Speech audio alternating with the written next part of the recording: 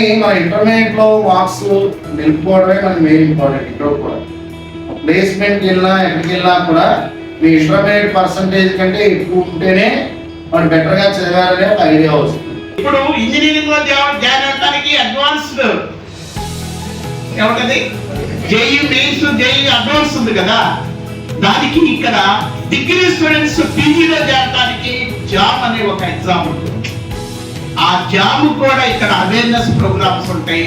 ఎవరైతే ఇంట్రెస్ట్ ఉంటారో ఏ subject physics మీద, కెమిస్ట్రీ మీద, మ్యాథమెటిక్స్ మీద, కంప్యూటర్స్ మీద, స్టాటిక్స్ మీద ఎవరైతే ఇంట్రెస్ట్ ఉంటారో ఆ ఇంట్రెస్ట్ ఉన్న స్టూడెంట్స్ కి జామ్ మీద అవేర్నెస్ కల్పించి ఆ ఎగ్జామ్స్ రాపించి అక్కడ పీజీ చేసే విధంగా మీకు అవకాశం కల్పిస్తూ ఉంటాము. అటువంటి అవకాశాలు కూడా ఈ కృష్ణవేణి డిగ్రీ కాలేజీలో ఉన్నాయని ఈ సందర్భంగా తెలియజేస్తున్నాను. అన్ని వేస్ లో వాడు అన్ని క్రైటీరియాస్ పక్కాగా ఉంటేనే, దాన్ని మ్యానిపులేట్ చేయడానికి ఉండదు, పక్కాగా ఉంటేనే ఈ స్టేటస్ అనేది మనకి ఇస్తారు. సో ఆ విషయంలో మేనేజ్మెంట్ సైడ్ నుంచి, ప్రిన్సిపల్ సార్ సైడ్ నుంచి పక్కాగా మనకి అవకాశం ఉంటుంది. మనం ఏ డిజైన్ అయినా చేసుకోవడానికి ఉంది.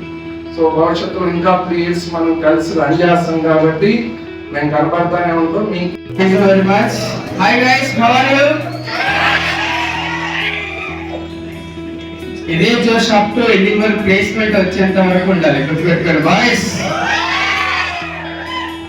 ఓకే, సింపుల్ గా ప్లేస్మెంట్ వచ్చే ఫార్ములా కూడా చెప్తున్నాను.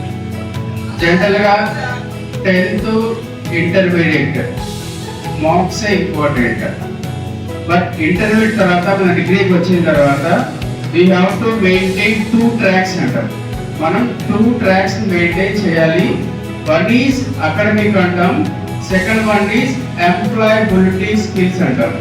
ఈ 2 tracks డే 1 నుంచి కూడా మనం 3 years పాటు పర్ఫెక్ట్ గా ట్రావెల్ చేసినట్టయితే, ఎంప్లాయబిలిటీ స్కిల్స్ అంటే ఆప్టిట్యూడ్, రీజనింగ్, ఇంగ్లీష్, జీకే, వీటిని మనం నేర్చుకుంటూ వెళ్తాం ప్యారలల్ గా అకాడమిక్స్. కొన్ని యాక్టివిటీస్ ఉంటాయి. ఇప్పుడు ఇక్కడ మీరు చూస్తున్నారు, ఇక్కడ స్టూడెంట్స్ మీ సీనియర్స్ ఫోటోస్ తీస్తున్నారు, వీడియోస్ తీస్తున్నారు. వీళ్ళందరూ కూడా social media team. Boys come forward, all social media team members.